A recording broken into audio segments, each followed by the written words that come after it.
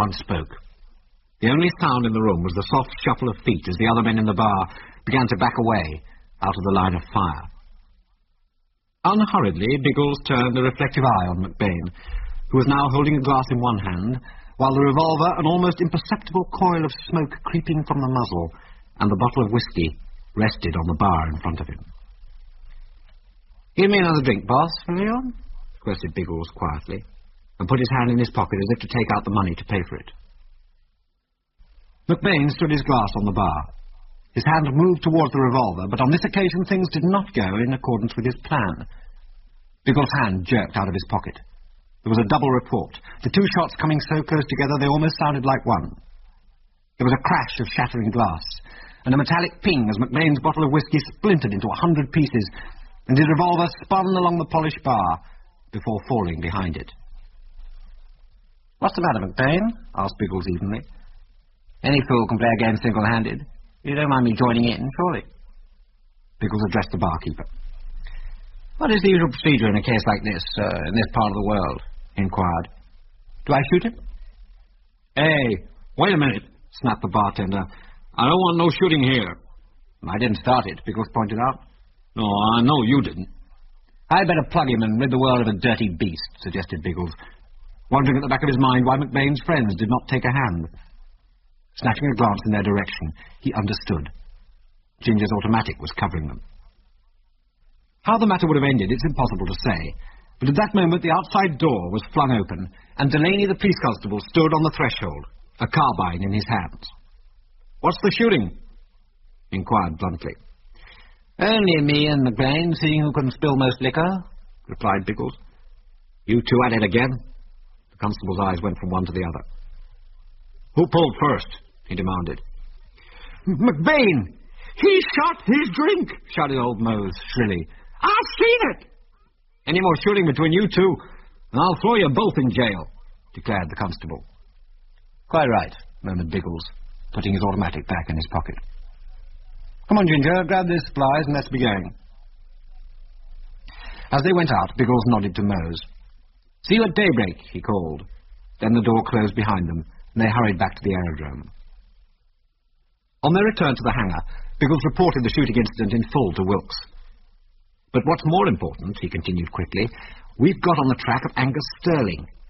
He's working a claim up north on Eskimo Island with an old fellow named Mose. Mose is here in Fort Beaver collecting winter stores, and Angus sent a message to you to the effect that he's got the land transfer. You can have it when you want." Wilkes sprang to his feet. "Oh, is that in our possession? We can give McBain his marching orders." Biggles nodded. "That's the way I see it. So I've arranged to fly Mose back to the claim tomorrow. We'll land first at Moose Creek, where I'll dump the freight for the gold people. Mose will meet us here at dawn." A shadow of anxiety crossed Wilkes's face. "You said, McBain was there," he muttered. "If he knows about this, he may try to stop Mose." "Well, I think he knows, but I don't see what he can do," answered Biggles thoughtfully. "Anyway, all we want tomorrow is a fine day. Algy and Smith should be back with the other machine, and the next day we shall be back with the transfer. Then we'll see what McBain has to say. I wonder what the weather's doing." "I'll go and have a look," offered Ginger, and leaving the table, walked slowly out of the hangar door. 20 minutes later, Ginger had not returned. The others were just starting out to look for him when suddenly he burst through the door. "Where the dickens have you been?" snapped Biggles tersely. Ginger's manner was abrupt as he waved them back to the table. "I've been indulging in a very questionable pastime. Some people might call it eavesdropping, but in time of war like this, the best people call it scouting. I've been listening in at McBain's hut across the field. McBain himself wasn't there at first, but he arrived later, looking somewhat agitated, I may add. But Wilkes, if you think those guys are here simply to run you off your aerodrome, you're wrong." There was a moment's silence. "What are they after?" Biggles almost hissed the words. Ginger drained a cup of cold coffee before replying. "Gold," he said quickly. "The little bags of yellow metal from Moose Creek." Wilkes nodded slowly. "Oh, kick me, somebody," he said weakly. "I never even thought of that." The stars were still twinkling in the sky when, the following morning, Biggles, Wilkes and Ginger pulled the Jupiter out of the shed. While they were waiting for Mose, they discussed the new aspect of Ginger's scouting expedition the previous night. "It would be no use telling Delaney without proof," remarked Biggles quietly. "He'd think that we were just shooting a cock-and-bull story to put McBain & Co. under suspicion." "How about warning the people at Moose Creek?" suggested Wilkes. "They'd be less likely to believe us than Delaney," declared Biggles. "They would think it a scheme to put McBain out of the airline business. They might even tell McBain we'd reported them as crooks. Then we'd never be able to expose him. No, at this juncture we say nothing to anybody." Biggles glanced at his wristwatch as he finished speaking. "Oh, Mose is late," he observed. "Who's this coming?" asked Ginger, staring in the direction of the village. "Looks like Delaney." "Yes, it is him," declared Biggles. A minute later the Mountie pulled up his horse and dismounted beside the waiting airman. His eyes rested on Biggles' face. "Where did you go after you left the 3-Star last night?" he asked crisply. Biggles raised his eyebrows. "Ginger and I came straight back here. Wilkes can verify when we got back." "What's this all about, anyway?" "What were you three standing here for when I came along? You looked as if you were expecting somebody." "We were," agreed Biggles. "We'd arranged to fly Angus Sterling's partner Mose back to their claim. Between ourselves, Delaney, Angus has got the transfer for this property. If we get it, we can give McBain the run-along." "Well, Mose won't be coming," said the constable slowly. "He's dead." Biggles paled. "Dead?" he cried incredulously. "Why, he was as right as rain last night." "No doubt he would have been this morning, too. Someone hadn't clubbed his brains out." "You mean he was murdered?"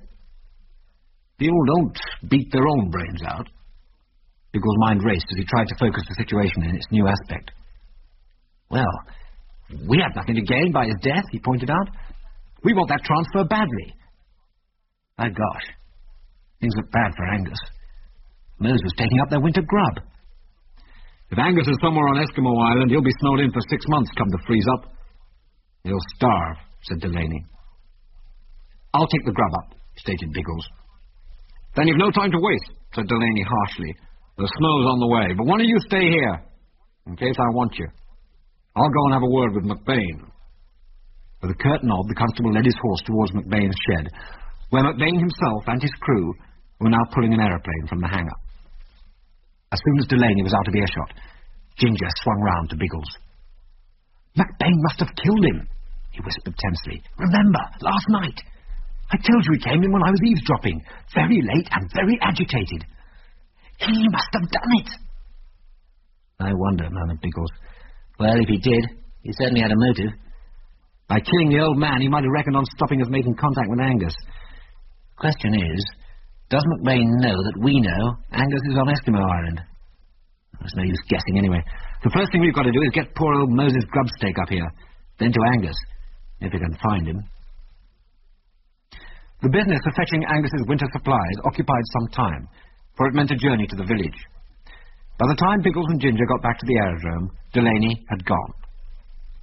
So had one of McBain's Wankel 12 transports.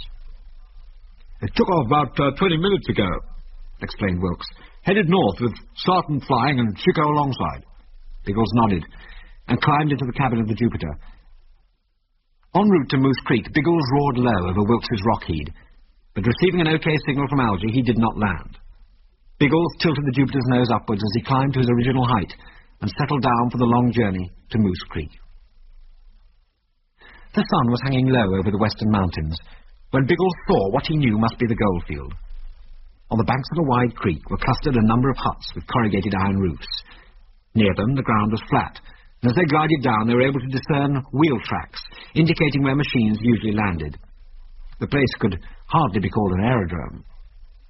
In 10 minutes they had taxied up to the buildings, where a man in a fur jacket was waiting for them. "Are you Canwell?" called Biggles, guessing it was the traffic manager. "No, you said it," was the curt reply. "You seen anything of Wilkinson?" "Yes, I'm his new partner. I've brought your stuff along." "Oh, about time, too." "We had some trouble, but we're all set now for regular service," Biggles promised him. Canwell blew a whistle, at which some men appeared and began unloading the equipment. "I've just had one of McBain's machines here," he told Biggles. It struck Biggles as odd that they hadn't seen the Wankel on its homeward journey. but he didn't comment on it. "What did they want, sir?" he inquired. "They offered to carry all my stuff at 15 cents a pound." Biggles was taken aback at this cut rate, but his face remained expressionless. "I'll do it at 12 cents. "Sounds fair to me," said Canwell. "I aim to have a shipment box ready for tomorrow, so you can take it. You'll be staying here tonight?" Biggles looked at the sun. "Well, how much daylight have I got left?" "About a week to 10 days, I reckon." Enlightenment burst upon Biggles. He realized they were so far north that the sun did not drop below the horizon until it went for good in the long winter months. "Of course, the midnight sun!" he exclaimed. "How far is it to Eskimo Island?" About 500 miles due north." "Good. We can make it there and back in time." Canwell's eyes narrowed. "Whatever happens, that metal has got to go to Fort Beaver tomorrow." "You mean if I'm not here, then McBain takes it?" "That's precisely what I mean. See you tomorrow." Biggles and Ginger climbed into their seats to resume the flight northward. "The thing that beats me," muttered Biggles as he started the engines, "is how Sarton got back without us seeing him." "He might have gone on to where we're going," suggested Ginger. Biggles started. "Gosh, I never thought of that." A minute or two later, the big machine was nosing up in the sky, which had taken on a dull, leaden hue. "Look at that," remarked Biggles. "It's going to snow before long, and when it starts, it'll snow for a long, long time." Ginger shivered suddenly, conscious of a terrifying solitude. He was about to remark on this to Biggles when a sound reached his ears that caused every muscle in his body to stiffen.